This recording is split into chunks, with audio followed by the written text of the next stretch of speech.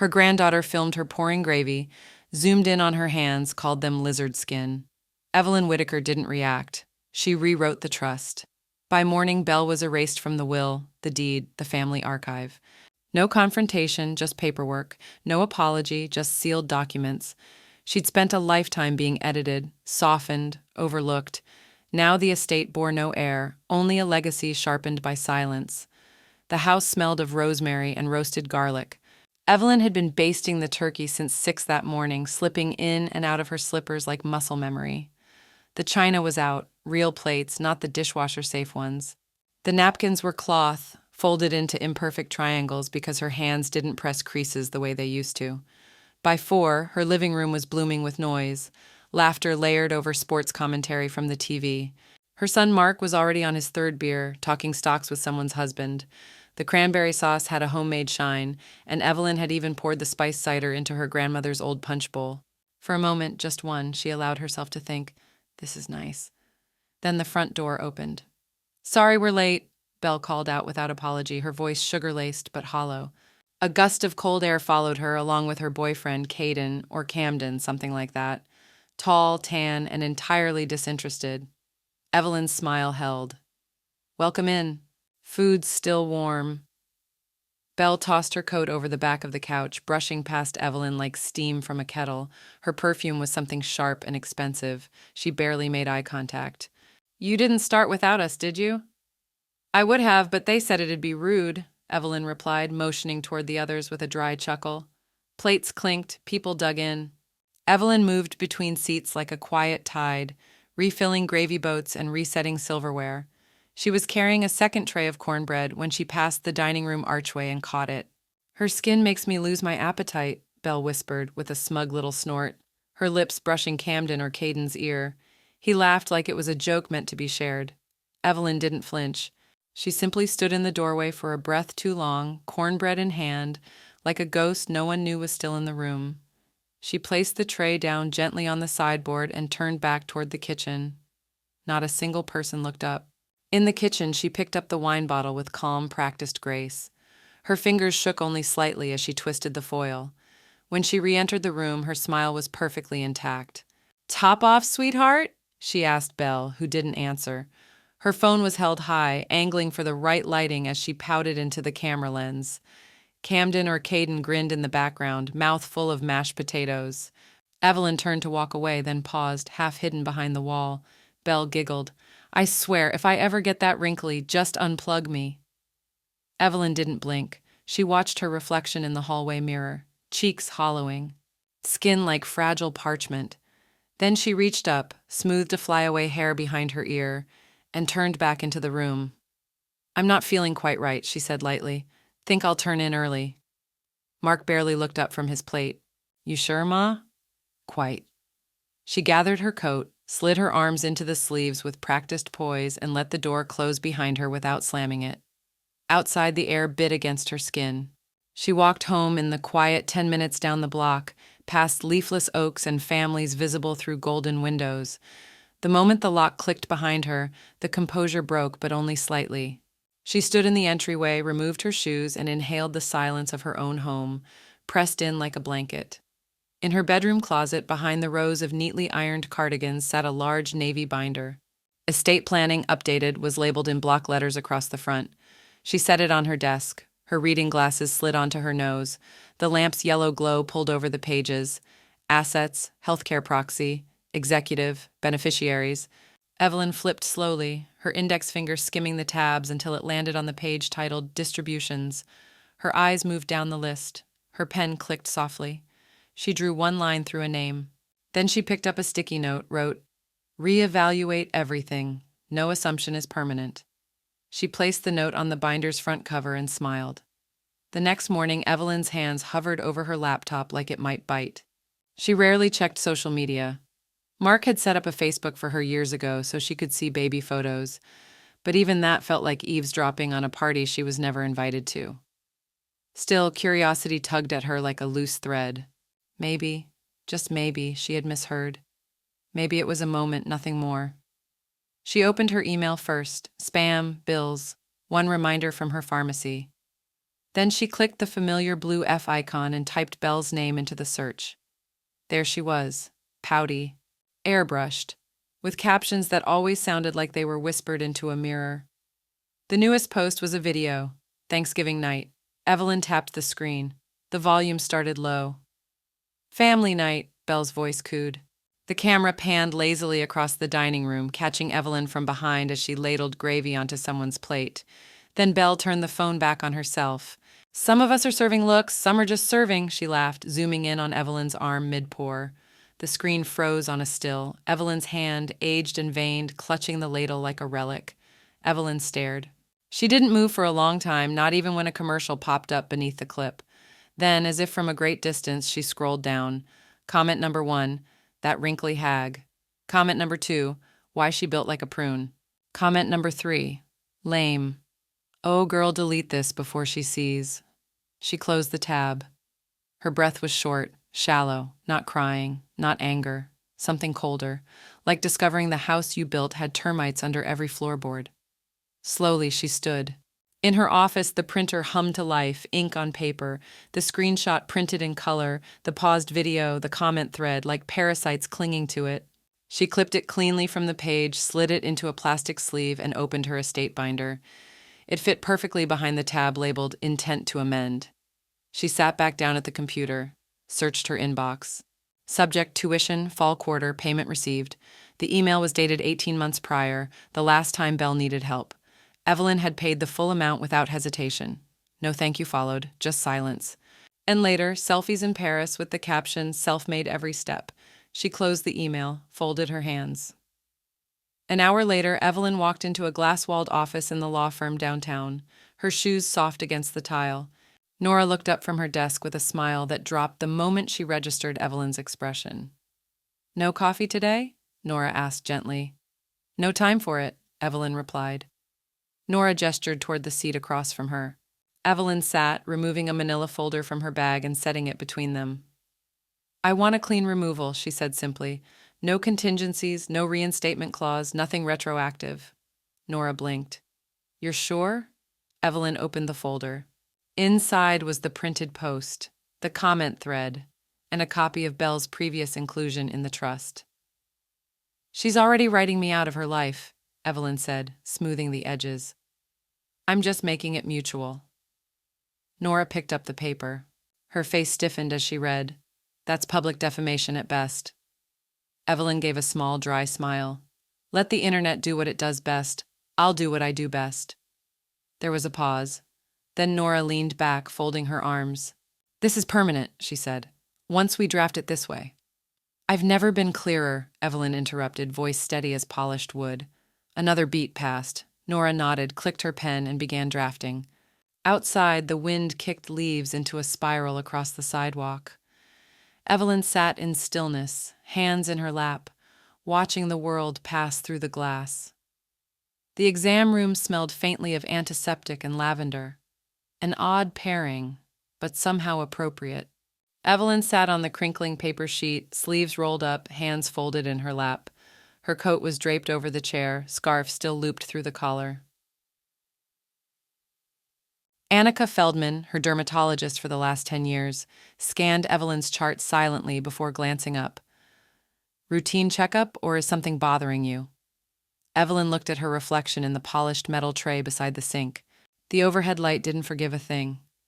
I wanted to talk about not doing anything anymore, she said. Dr. Feldman tilted her head, waiting. No more peels, no light therapy, no cover-ups. I don't want to pretend it's not there. Evelyn ran her fingers along the edge of her jawline. The sag, the spots. They earned their place.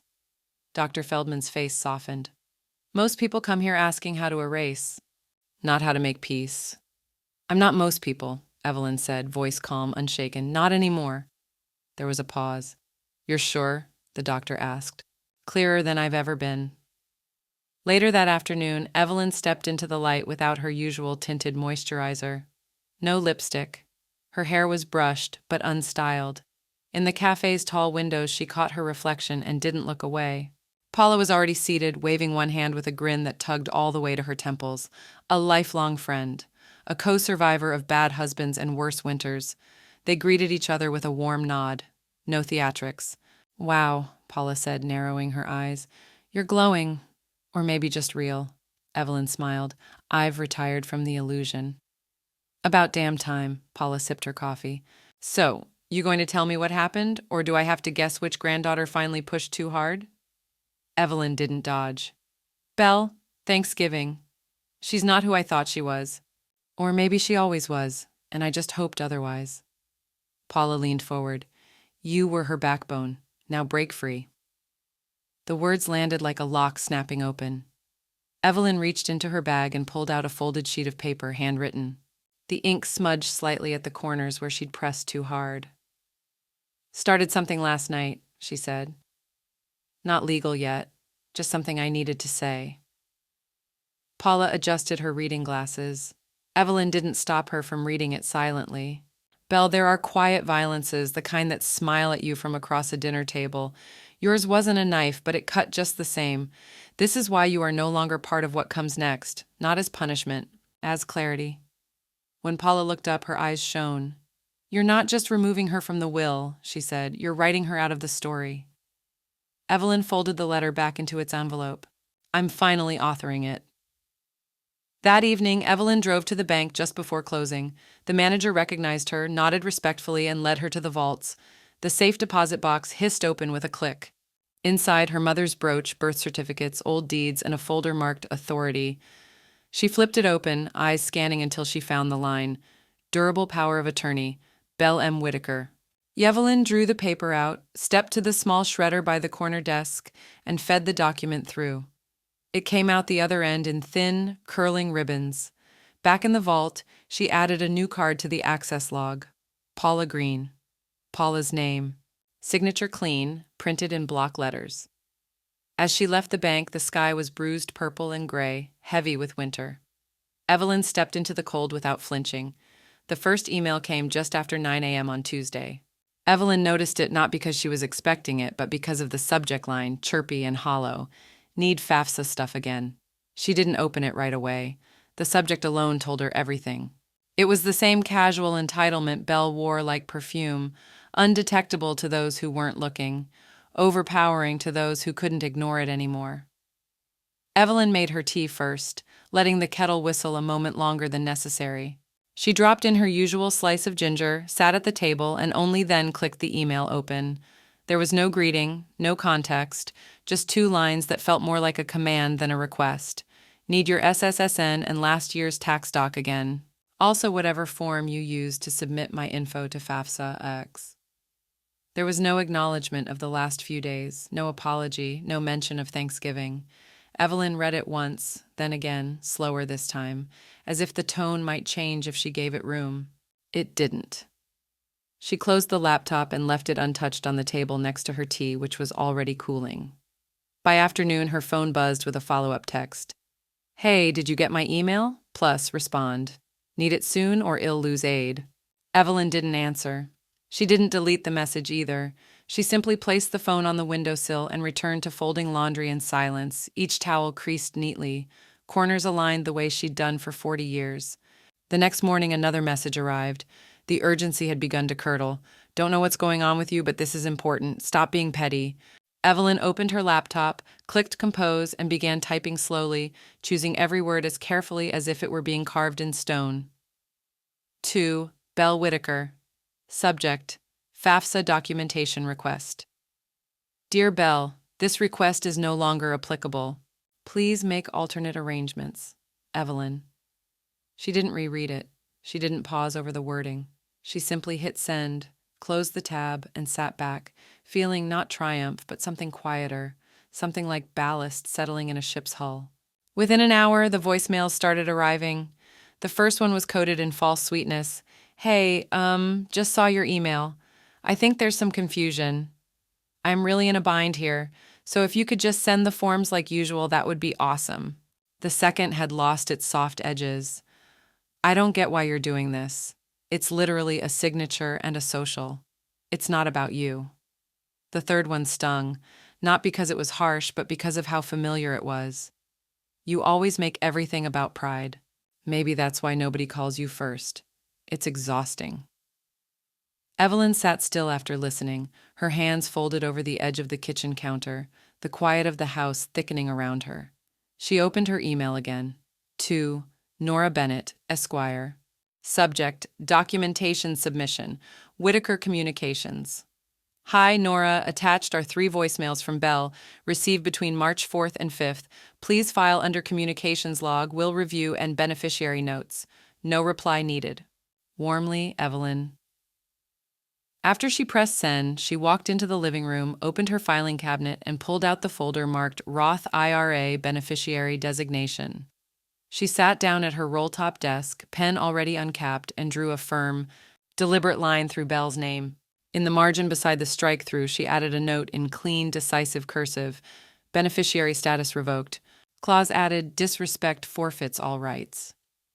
She scanned the document, printed a fresh copy, and slid it into the binder under the amended estate plan. Her breath felt even, her heartbeat measured. This wasn't vengeance, it was correction. The house around her was quiet, but it no longer felt like absence. It felt like control. Later that evening, her phone buzzed one last time. Another message from Belle, this one sharp and unceremonious. Fine, I'll just ask Dad. Evelyn read it once, locked the phone, and placed it face down. She didn't respond. The cafe was one of those forgettable chain places, too much chrome, too little soul. But Mark liked it because the parking was easy, and they had oat milk. Evelyn arrived early, chose a booth near the back, and waited without ordering. The windows were smudged with fingerprints. A young man at the next table was typing loudly, earbuds in, oblivious to the world around him. Mark arrived 8 minutes late, coat open, phone still in hand. He leaned in for a quick kiss on her cheek, already distracted. Sorry, traffic was ridiculous, he said, sliding into the booth across from her. God, this place smells like a day-old muffin. Evelyn folded her hands. I'm used to the scent of stale things. Mark gave her a puzzled glance, but didn't ask. He flagged down a server, ordered a double espresso, and settled into his chair like a man preparing for a brief but necessary errand. So, he began, I got Belle's message. Evelyn waited. She said you're withholding FAFSA stuff. I mean, come on, Mom, I'm not trying to step on anything here, but she's just trying to finish school. Evelyn's expression didn't change. Did she mention what she said at Thanksgiving? Mark blinked. She made some dumb joke. Sure, but she's 24. You know how that age is. She said my skin made her lose her appetite. He winced, gave a half laugh like it might soften the impact. Okay, yeah, that's harsh, but I'm sure she didn't mean it that way. Evelyn stared at him. You're defending her. I'm not. Look, it's not about defending, it's about perspective. She's immature, she's used to filters and selfies and all that crap. You're letting it get too big in your head. Evelyn nodded slowly, not in agreement, more like someone absorbing an equation with finality. He took a sip of his espresso and kept talking, unaware he'd already said too much. Honestly, I think she just freaked out because she thought you were always going to be her safety net. Maybe this is a good lesson for her. She wasn't the only one who thought that, Evelyn said. That I was the net. Mark looked up, brow creased. What's that supposed to mean? She didn't answer. She reached into her handbag, pulled out a folded letter, and placed it gently on the table. I've made some changes, she said, voice even. This is a copy for your records. He hesitated. Changes to what? To the trust? Wait, what kind of changes? His voice sharpened, the latte warmth suddenly gone. You were listed as contingent trustee. Mark's mouth opened slightly. He didn't speak. You're not anymore. He stared at her, blinking like someone who's just missed the last step on a staircase. Why would you do that? You know You always assumed, Evelyn said. There's a difference. Mark sat back in the booth. For once, the words didn't come easily. You're really doing this over a joke your granddaughter made? No, Evelyn said. I'm doing this because I watched my own son prioritize his daughter's discomfort over my dignity. And because when I needed clarity, all you offered was noise.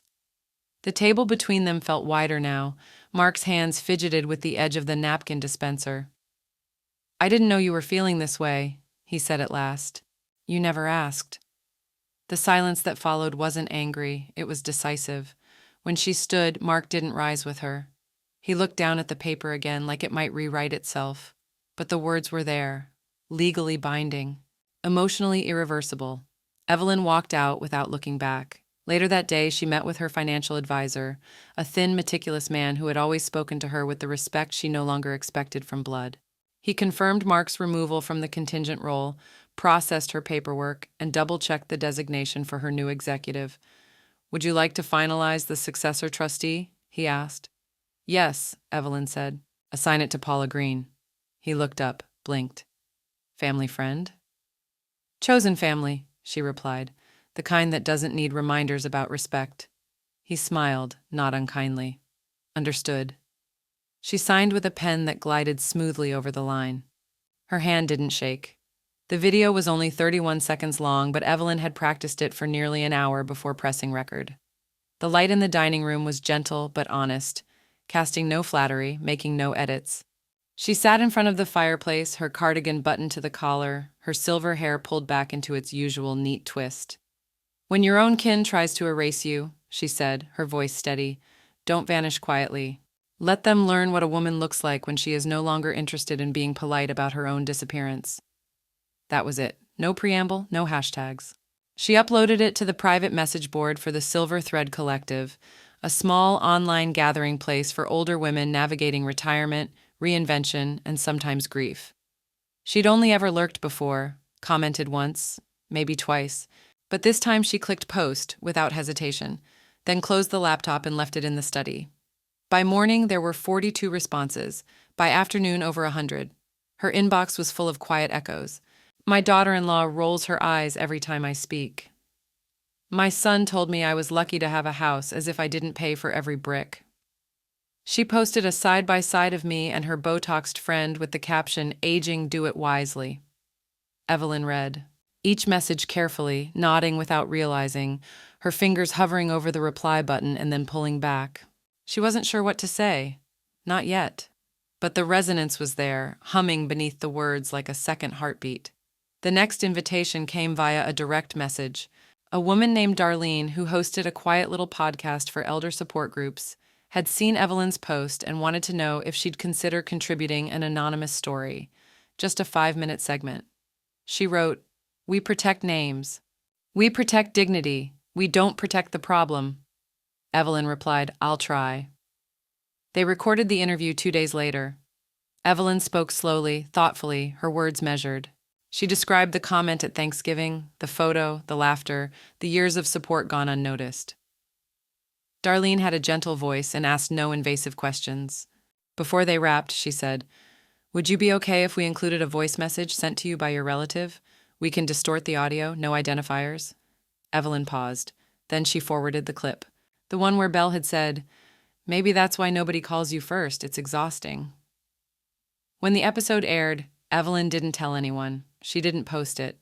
But that evening she listened alone, wrapped in her mother's old quilt. The sound of her own voice, barely recognizable, firmer, quieter, more rooted than she'd ever known herself to be. The podcast received nearly 10,000 downloads in a week. On the 5th day, she received a second message from Darlene. "There's a local dignity forum forming in town next month. We need co-hosts. Would you consider it?" Evelyn read the message twice, not because she was unsure, but because the idea of being seen, really seen, had once seemed so far out of reach, she wasn't sure she trusted the invitation.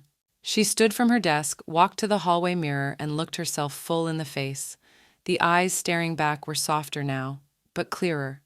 She typed back, "Yes, I would be honored." That evening she pulled a new notebook from the drawer. The pages were thick, cream-colored. She smoothed one flat with her palm, uncapped a fountain pen, and wrote carefully across the top, "Unwritten, uninvited, unshaken." The first entry wasn't dramatic. It didn't begin with fury or regret. It began like this. The erasure starts small, a missed thank you, an eye roll, a silence where warmth once lived. But a woman does not need applause to exist. She only needs clarity. And paper. The invitation came folded in thick cardstock, the kind that left a trace of powder on your fingers.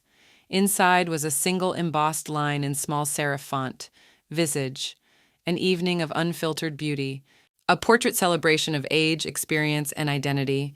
Paula had forwarded it along with a post-it stuck to the back. You should see yourself the way others ought to. Evelyn stood outside the gallery for a moment before going in, buttoning her coat all the way up, then unbuttoning it again. Through the glass, she could see framed photographs mounted on clean white walls, gray hair, crow's feet, sun-damaged shoulders. Some women looked defiant, others looked simply real. No one was laughing, no one was apologizing. Inside, the air was hushed but warm. Light reflected off polished concrete floors, and string music played softly in the background. Vivaldi, maybe. Evelyn wandered the space slowly, reading the placards beneath each photograph. Names, ages, a line or two of personal truth. Eleanor, 81. I've been called invisible more times than I've been called by my name. Maritza, 67. My wrinkles are maps to places no one bothered to ask about. June, 74. I stopped dyeing my hair when my daughter told me I looked exhausted. She hasn't visited since. Evelyn paused in front of one large print. A woman in her late 70s, arms crossed loosely over her chest, chin lifted, jowls fully visible. There was no forced posture, just presence. Behind her, a soft voice said, "Would you be interested in participating in the next round?" Evelyn turned. A woman with a salt and pepper bob and a clipboard stood a few feet away, smiling. Not in sales pitch, but in genuine curiosity. "You don't have to answer now," she said, "but you carry something we like to capture." Evelyn didn't hesitate. "Yes," she said, voice gentle but unflinching. "I think it's time." They took her name and number, said they'd follow up. Nothing dramatic, no bright spotlight, but when Evelyn stepped out into the cool evening air, she felt a strange lightness. Not giddy, not prideful, but anchored, like something inside her had settled into alignment. The next morning, Paula sent her a link. The gallery had posted a small album on its social page, a short recap of the night, a few images of the crowd. One wide-angle shot where Evelyn could be seen in profile studying a frame. Below the post were the usual comments: hearts, applause, a single poem. Then further down, a name she recognized, Abel Whitaker. Guess the camera really doesn't add 10 years. No tagging, no direct mention. Just a smirking dagger tucked into faux innocence. Evelyn read it once, then again, letting the words sit. She did not reply, she did not comment. She took a screenshot, saved it as a PDF, and added it to her digital folder titled Reaction Record Whitaker File. Later that afternoon, she printed the page in color and slid it into the clear sleeve behind the estate's new social clause, documentation. The same way one might file a receipt for a returned gift, the smirk didn't sting anymore. It simply confirmed the math Evelyn had already done. She returned to her journal and wrote beneath the last entry in her firm, slanted script, "The more they broadcast their smallness, the less room they leave to inherit anything worth keeping." She underlined the sentence once. The office of Landis and Hallowell sat in an old brick building, tucked between a wine bar and a watch repair shop. The kind of place people walked past without really seeing. Evelyn had chosen it years ago for its discretion, and now she appreciated how the receptionist still greeted her by name without looking down at a clipboard. Her attorney, Meredith Hallowell, wore rimless glasses and a gray suit that looked perpetually unbothered by weather. She waved Evelyn into a seat across from her, the large oak desk between them already arranged with folders, tabs, and pre-filled paperwork. "I've reviewed the updated trust language and the directive regarding the property," Meredith said, hands folded. "Today's meeting is simply to finalize the title restructuring and ensure the language matches your intent." Evelyn gave a single nod. It's time the deed reflected reality, not assumption. Meredith adjusted her glasses, then turned the first document toward Evelyn, tapping gently where her signature was needed. "This transfers the house from your individual ownership into the trust. Under this structure, the asset bypasses probate entirely." Evelyn signed, pen gliding smoothly over her name. For years she'd believed this house, its hardwood floors, its lilac bushes, its memory-worn doorknobs, would be passed down naturally, but nature, she had learned, could be revised. Next, Meredith opened a thinner file. "This is the family veto clause you requested. It prevents any future claim of inheritance through blood relation alone. Access must be named explicitly and maintained. No automatic rights." Evelyn said, almost to herself, "No." Meredith nodded. "It closes the door unless you unlock it." When they reached the final signature, Evelyn paused. "I'd like to designate one room, second floor, south-facing, the one with the brass lock, as reserved. No conversion, no lease, no staging.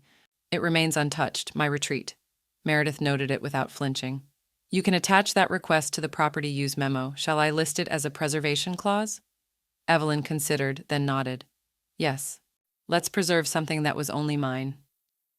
By mid-afternoon, Evelyn stood on her own front porch, keys in hand. The house looked unchanged, but it felt altered, its weight redistributed. She moved with quiet purpose through each room, checking windows, drawing blinds. Upstairs, she stepped into the designated retreat room, inhaled the familiar scent of cedar and lavender, and sat on the edge of the old reading chair she'd recovered twice over the years. She pulled out a set of printed instructions and began installing the new Ring camera herself. No need to wait for a technician.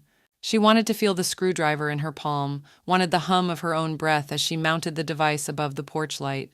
Inside the app, she listed Paula as the secondary contact. Emergency access, full permissions. No other names were entered. That evening, she opened the small safe behind the hall bookshelf, retrieved a manila envelope stamped for county filing, and reviewed each page. Deed revision, trust documentation, immunity paperwork, ensuring the property could not be forcibly liquidated under anyone else's petition, not even family. She placed the papers in her satchel and, before leaving for the recorder's office, paused in the front foyer. The house was still. Soft light spilled through the transom window above the door. She glanced at the hallway wall where a photo had once hung, a smiling Belle, age 16, framed next to Evelyn in front of this same doorway. That photo had been quietly removed months ago. In its place now, a mirror. Later that evening, back home after filing the documents with the county clerk, Evelyn sat down at her desk and opened a fresh document titled Home Directive Finalized. She typed 3 words at the top of the page. No one assumed. It was Paula who sent the link, prefaced only with, "Did you see this?" Evelyn clicked it from her laptop, more curious than concerned. The TikTok video opened mid-sentence, Belle's voice pitching high in a tour guide lilt. "So this," Belle said, panning the phone camera across a hallway Evelyn recognized instantly, "was my grandma's house. It's like super vintage now, but when I was little it felt kind of like a museum. She had this room, seriously, a room with velvet ropes no one could go inside." Belle laughed, but it was sharp and unkind, not self-deprecating. "Boomers are wild," she said into the lens. "Anyway, she's kind of gone full ghost mode on me, but estate stuff is still pending, so fingers crossed." Evelyn didn't move. Her tea sat cooling beside her, untouched. She watched as Belle opened the camera wide, giving followers a glimpse of the staircase, the old frame molding, the familiar brass doorknob at the top of the landing. "My name's still on some of it," Belle added, eyes gleaming. The comment section was flooded with heart emojis, jokes, and one reply that made Evelyn's hand tighten slightly on the edge of the desk, manifesting that inheritance energy. Evelyn closed the browser. She sat in silence for almost 10 minutes, watching the screen go black, before she finally moved. Then she reached into the drawer, took out her reading glasses, and picked up her phone. The first thing she did was open the front-facing camera. She looked at herself silently in the pale morning light. The lines around her mouth didn't sag. They held. Her brow furrowed just slightly, not in anger, but in something far more precise. She hit record. "I've seen the tour," she said quietly. "I've seen how someone can walk through memory with mud on their boots and still ask for the deed. I won't post this, but I needed to hear myself say it. She walked through a home I built. A life." She stopped the video, saved it, didn't upload it. The message had already landed where it mattered. Her next call was to Nora. "Add a clause," Evelyn said once the pleasantries had passed. Nora, now long past surprised at Evelyn's quiet assertiveness, simply asked, "What kind?" "Intellectual property, image, audio, location, anything tied to me, my likeness, my home. No beneficiary may use it for personal brand monetization, content creation, or implied affiliation." There was the scratch of pen on paper on the other end. Then Nora said, "We'll file it under digital misuse." "You're creating an estate firewall." "Exactly," Evelyn replied. "And Belle?" Evelyn's voice didn't change. "She made me invisible. I made her irrelevant." That afternoon, Evelyn returned to her journal. The light through the window was long and thin now, the kind that makes everything look slightly faded, like memory. She opened to a new page and began writing without hesitation. There are those who inherit money, and there are those who inherit silence. Belle will have neither. Her legacy will be a caption archived. Mine will be paper filed, witnessed, enforced. She closed the book, laid her hand flat on the cover, and let out one long breath that didn't catch. The final task of the day was one she'd been postponing, not out of fear, but intention. She opened her phone settings, scrolled to notifications. She began disabling them one by one. First came messages, then email, then social, and finally power. With one last glance, she shut the phone off completely and placed it in the drawer next to her bed. The drawer closed with a soft click. Not off-grid, just done listening. Evelyn sat at the dining room table with a yellow legal pad, a calculator, and the quiet hum of the heater groaning against late winter cold. The numbers were already clear.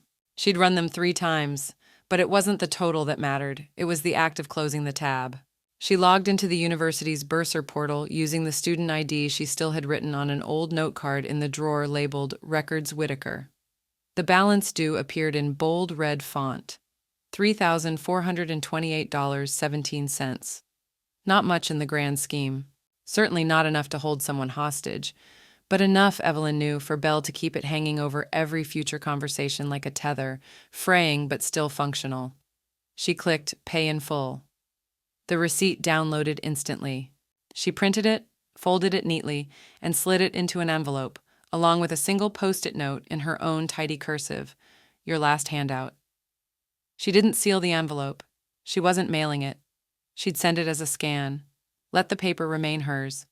Later that day, she forwarded the tuition confirmation to Belle's school email, with no subject line, no message, just the receipt and an attached scan of the note.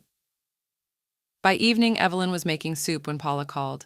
"You need to see what she posted," Paula said, tone careful. "I don't," Evelyn replied, but walked to the laptop anyway. It didn't take long to find. Belle had uploaded a selfie to her stories, tear-streaked, smudged eyeliner, shoulders hunched in the kind of vulnerable pose that didn't match the tone of the caption, "When your own blood treats you like an invoice, what happened to unconditional love?" That was followed by a rapid stream of short videos, some barely coherent, others laced with half-truths and strategically omitted context. Evelyn watched just enough to understand the message. She was being made into a villain. One comment read, "You'd think an old woman would be grateful someone still wanted her around." Another, "She sounds bitter AF, karma's coming." Evelyn's fingers didn't tremble as she opened her screen recorder. She captured every frame, video, captions, comments, even timestamps. She didn't add commentary, she simply archived. A few hours later, Nora called. She had already seen the clips. A cousin, apparently, had forwarded them. "I'm drafting the affidavit now," Nora said. "Final inheritance denial. This one's clean, ironclad, no contest clause, no loopholes." Evelyn sat in her reading chair, one foot tucked beneath the other. "Make sure it includes the misuse of emotional narrative for social currency," she said. "It wasn't just performance, it was slander by omission." Nora's voice was calm. "We'll add a section. Character defamation with intent to pressure for financial favor. It'll hold." Evelyn nodded. "And attach the footage. I already have it." They ended the call without goodbyes. There were none needed anymore. The next morning, the final affidavit arrived via courier. The envelope was thick, the notary stamp visible through the manila paper. Evelyn signed at the dining table where she had once laid out coloring books and birthday cards, where she'd once placed cupcakes with too much icing for a girl who now called her bitter. She signed her name carefully, clearly. Then again on the secondary page. Then she closed the folder and placed it in the fireproof safe beneath the hallway floorboards. Not as a weapon, as evidence. The event was held in the restored auditorium of the town's historic library, a vaulted space that smelled faintly of lemon oil and old paper. Rows of chairs were neatly arranged beneath a sky of wooden beams. At the front, a podium stood between 2 soft spotlights and a velvet curtain that hadn't been changed in half a century. Evelyn had walked through the same doors countless times in her life. Community votes, quilting exhibits, fundraisers, but never to take the stage. Not until now. A volunteer clipped the microphone to her blouse and handed her a folded program. A dignity forum for the women who raised everyone and got erased anyway. Her name was listed last. Keynote, Evelyn Whitaker. As she stepped up to the podium, a silence swept the room. Not of disinterest, but of something reverent. the kind of quiet usually reserved for church pews or open caskets. She looked out at the crowd. Gray heads bent, shoulders, hands folded in laps. But every pair of eyes was alert, focused, hungry. Evelyn didn't bring notes. She didn't need them. "When I was 30, I started wearing concealer under my eyes," she began, voice even but unshaking. "By 40, I owned 5 kinds. At 50, I started noticing people interrupting me mid-sentence. By 60, I realized they no longer looked me in the eye." A few heads nodded. One woman clutched a tissue she hadn't even used yet. Evelyn continued. "At 72, my granddaughter said my skin made her lose her appetite. I didn't cry, I didn't confront. I documented." She let the words settle. "I've spent the last year making peace with this face," she said, lifting her chin. "With these hands, these shoulders. I spent decades giving, folding, holding, supporting, and I will not let the evidence of that labor be treated like a flaw." She stepped back from the mic just slightly and delivered her closing line without emphasis, without drama, just certainty. "Wrinkled does not mean worthless." The applause started slow. A few claps scattered across the room. Then it gathered, swelled. Several women stood. One in the back wiped her eyes with the sleeve of her coat. Another mouthed, "Thank you." Evelyn didn't smile in pride. She exhaled, and that was enough. She stayed after the program ended, answered questions, took photos. Someone pressed a card into her hand, Acorn Press, Literary, Nonfiction, and Memoir Division. A soft-spoken editor leaned in and whispered, "We'd like to see a manuscript if you're ready." She only nodded. That night back home, her inbox held 27 messages, some from strangers, one from a local newspaper, and at the bottom, one name she hadn't seen in weeks, from Belle Whitaker. Subject, "Wow." The message was short. "Guess you finally got attention. Took you long enough. No greeting, no punctuation." Evelyn stared at it for a long moment, then opened her documents folder, located the digital copy of the amended will, redacted except for one highlighted paragraph. She replied with a single sentence. "So did my lawyer." Attached was the excerpt, Clause 14C. "All forms of legacy, financial, reputational, symbolic, are reserved for those who honored the woman while she lived, not those who seek to reframe her once she cannot speak." She hit send, then opened her journal. They wanted the story without the woman, the house without the history, the name without the labor. "But I am no longer lending myself to unfinished drafts." She closed the book, laid her hand flat on the cover, and let out one long breath that didn't catch. The video arrived through a group chat Paula had been added to by accident, some distant relative trying to loop in the elders as if that weren't the very root of the problem. She handed her phone to Evelyn without commentary, just a slight narrowing of the eyes. "Play it," she said. "But don't pause, don't rewind. Once through."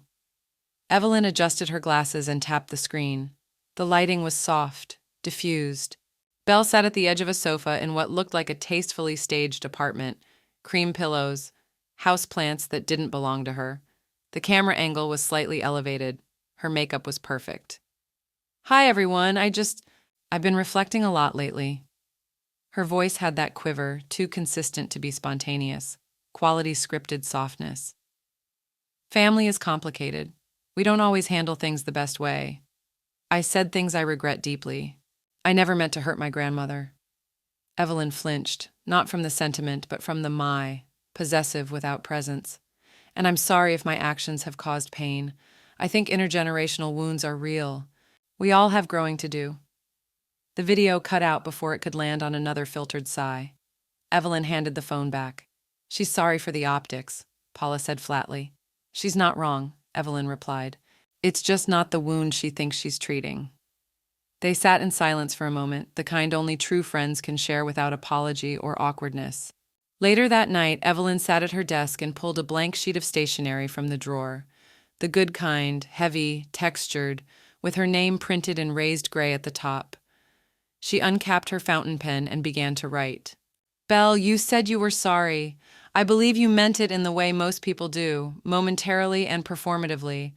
I don't doubt the tear in your voice. I doubt the absence of its cost. Love without respect is a poison served in a crystal glass. I drank from it for years. There will be no response, no second statement, no platform offered for your redemption arc. I wish you enough distance from your reflection that one day you might finally see yourself, but not on my time." She folded the letter, slid it into an envelope, and placed it at the bottom of the drawer marked unsent. Then she turned to her desktop folders. One by one, she opened the family archive videos: Christmases, birthdays, graduations. In each, Belle appeared in snippets, usually center frame, usually posing. Evelyn clicked edit, trimmed her out gently with surgical care. No erasure, just absence. A new title flashed at the top of the folder: Legacy Videos Final Cut. She saved the file, then turned to the leather-bound photo albums stacked on the shelf beside her desk. The physical ones. The ones that would one day pass into someone else's hands. Page by page, she removed photos where Belle stood stiff and smiling beside Evelyn, slices of performative memory. She did not destroy them. She placed them in an envelope labeled Archive Restricted, sealed it, and stored it in a locked drawer. Then she opened the album again and took her pen to the captions. Next to a family reunion photo, not pictured, those who looked away. Next to a Thanksgiving table, who you feed is not always who thanks you. Evelyn closed the album and sat back, the silence of the room warm with resolve. The next morning, she met with Nora to set up a foundation. I want to create something forward-facing, she said, not reactive, intentional. Nora raised an eyebrow. A foundation? No, Evelyn replied. A scholarship. They worked through the language for hours, but the title Evelyn had already chosen. It would be named in honor of her mother, Margaret Ann Leland, a woman who'd held 2 jobs, 3 kids, and never once asked for praise.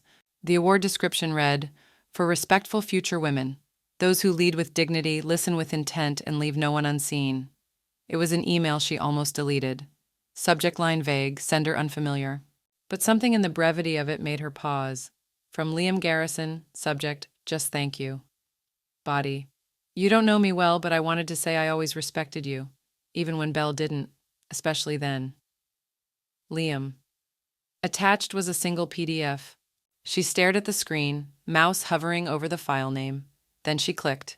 It was a collection of screenshots, private messages, a group chat time-stamped from nearly a year ago when Liam and Belle were still together. In one, Belle had sent a selfie from Evelyn's house, captioned beneath it, "Just finished helping Grandma wrap birthday gifts with her gross, ancient lizard hands. Send moisturizer and a miracle." A cascade of laughter reactions followed. The next image was of Evelyn pouring tea, unaware she was being photographed from behind. Her shoulders stooped, her hair undone from the wind. The message beneath it read, "Honestly, I should post her and go viral for charity." Evelyn's throat tightened. Not with tears, but something colder, sharper. The kind of sting that didn't call for crying, just stillness. There were 6 more messages, none worth quoting, each one proof that the contempt hadn't been thoughtless. It had been curated. She closed the PDF and leaned back in her chair. Her hands rested on the armrests, loose and open. She wasn't angry, but for the first time in a very long while, she felt the full weight of being mocked by someone she had once carried on her hip. Later that afternoon, Paula arrived with a bag of groceries and a borrowed mystery novel. Evelyn didn't say anything until they were 2 mugs deep into chamomile. "I got a message," she said, "from Liam." Paula glanced up, curiosity careful. The ex-boyfriend. "He admired me," Evelyn said, apparently, quietly, respectfully. "And then he sent screenshots." Paula's face shifted, tightened, but didn't intrude. "There was one," Evelyn said slowly, "that called my hands lizard skin, another that made fun of how I looked from behind, how age clung to me." For a beat, neither woman spoke, just the sound of the teapot clicking as it cooled. Then Paula reached over and placed her hand over Evelyn's. "She stayed small," she said. "You left Grace behind you like breadcrumbs. It's not your fault if she starved in the middle of it," Evelyn nodded. "I know." But the words had still landed, and they lingered. That night, Evelyn opened her journal and turned to a blank page. She uncapped her pen, but instead of writing, she stared at the top margin for a long time. The space felt sterile now, hollowed out. Every past entry had been a ledger of memory, a reclaiming of voice. Now, the voice didn't need the echo. She capped the pen, then closed the journal. "I'm done recording pain," she said aloud to no one. She placed the journal in the drawer beside the unsent letter to Belle and shut it with finality.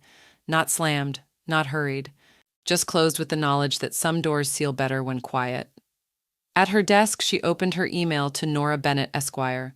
Subject, Estate Update Finalization Request.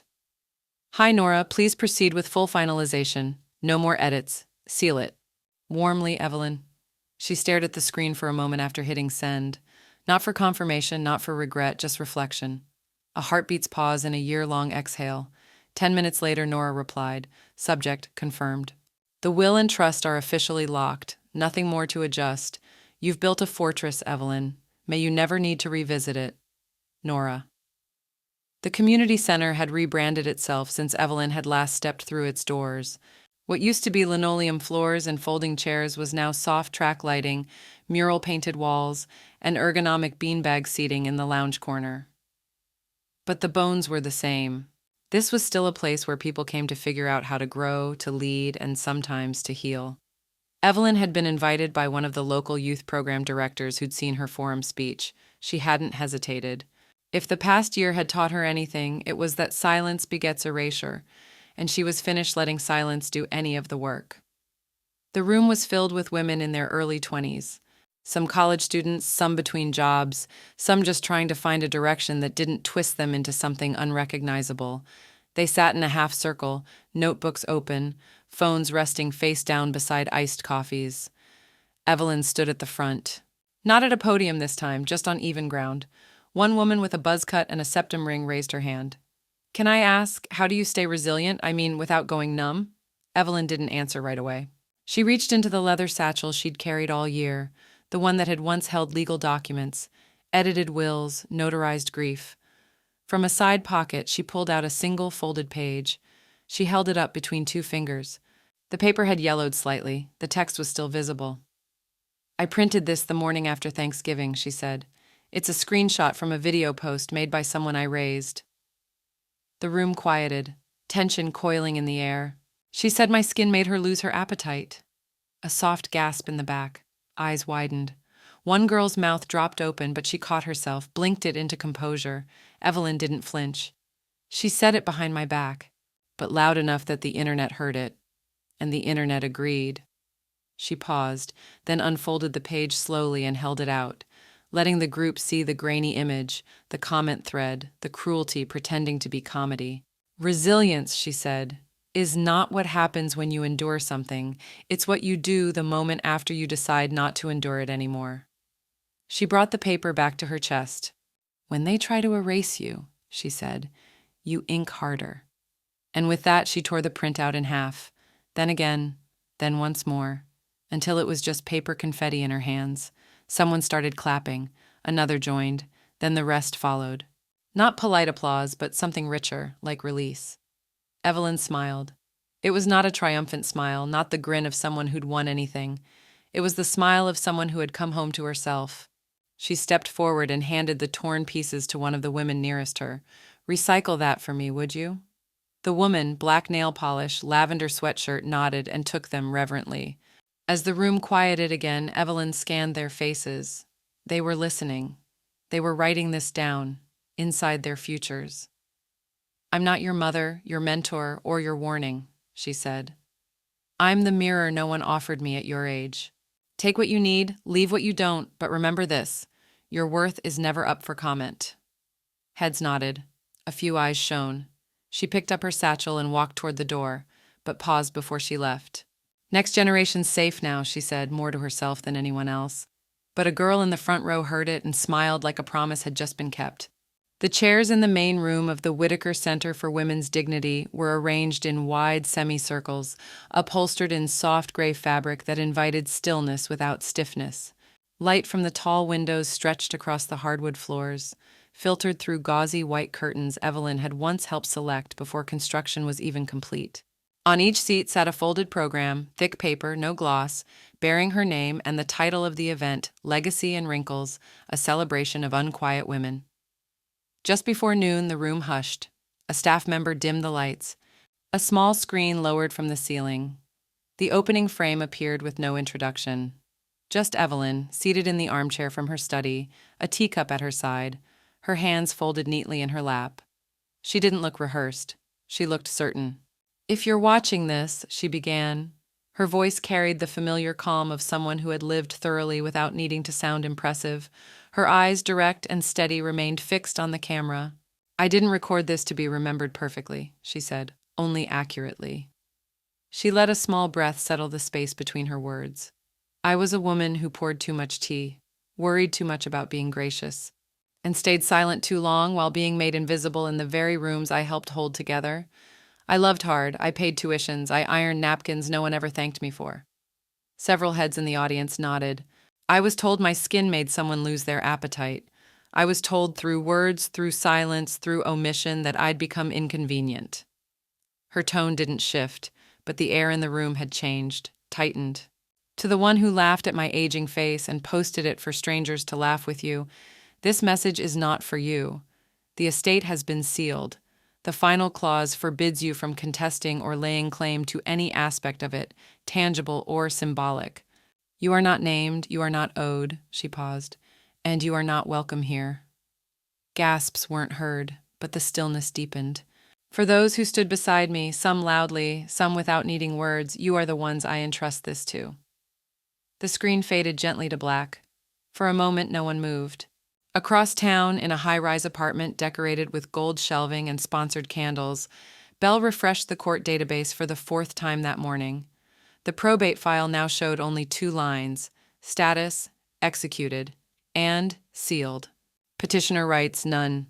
There were no appeals left to file, no names to name, no second chances written in invisible ink. She closed the laptop.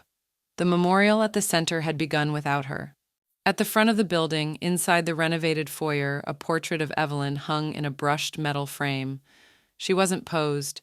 She wasn't polished. She was captured mid-laugh, seated outside, garden gloves in her lap, her expression open and real. Beneath the photo was a brass plaque, understated but unmistakable. Evelyn Leland Whitaker, 1951 to 2025. Builder, boundary setter, keeper of the final word. Inside the center, Paula stood at the welcome table, placing a stack of hardbound journals into the hands of women who had just attended the first writing session. The cover was a matte navy blue linen, wrapped with silver embossed text. Legacy and wrinkles, a life unwritten by others. Every participant received a copy. Inside the front flap, the dedication was printed in Evelyn's own handwriting, for the women who refused to be softened, edited, or saved for the last page. As the sun filtered deeper into the room, casting long beams across the floor, one young woman in the crowd opened her book and whispered to the woman beside her, "I want to age exactly like her." Paula overheard and turned away, blinking back, something warm. She made her way to the hallway and stood beneath Evelyn's portrait. After a long moment, she whispered, "You kept your word. You didn't leave quietly." They erased me from their table with a whisper. I erased them from the deed with a signature.